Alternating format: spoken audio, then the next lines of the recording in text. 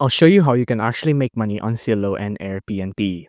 Now, the strategy we're going to be doing is that we're going to buy property for a low price. Maybe the property won't look good. The property might be distressed, but that's what we want. We want the low price. And then what we're going to do is that we're going to fix it up and then we're going to rent it out in Airbnb, right? So, for example, here on Zillow, I want to find a home in California, for example. See, in California, right?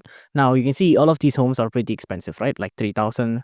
This is $3 million. This is $3 million. $169,000. Now it depends on what you mean by cheap, but for me, I'll just limit it to a maximum of $100,000. That for me is cheap in quotation mark, especially for properties, right? So for example here, probably not something like this because this home is probably unsavable in my opinion. But you can see if we find other ones here, like for example, this one, 95,000, this one is 79,000, this one is 95, this one is 60,000. Let's take a look at this one. It's 60,000, right? Now 60,000 here, you can see it's pretty good. It probably doesn't need a lot of fixing up. All you have to do is maybe give it a little bit of a touch up.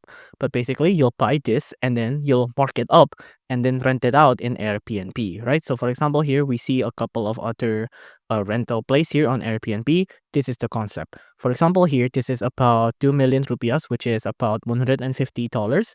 Now, it's $150 per night, right? So the owner probably bought it at around probably 50,000 or 60,000, right? Now, that's the way we're gonna make our money back. We buy something for a low price, fix it up, and then rent it out to Airbnb. And you can see on the Airbnb version here, you can see the property is really nice looking. This probably wasn't what it looks like when the owner bought it. And because of how nice it looks, it gets a ton of reviews and it gets a ton of guests. If you enjoyed this video, please do consider liking and subscribing.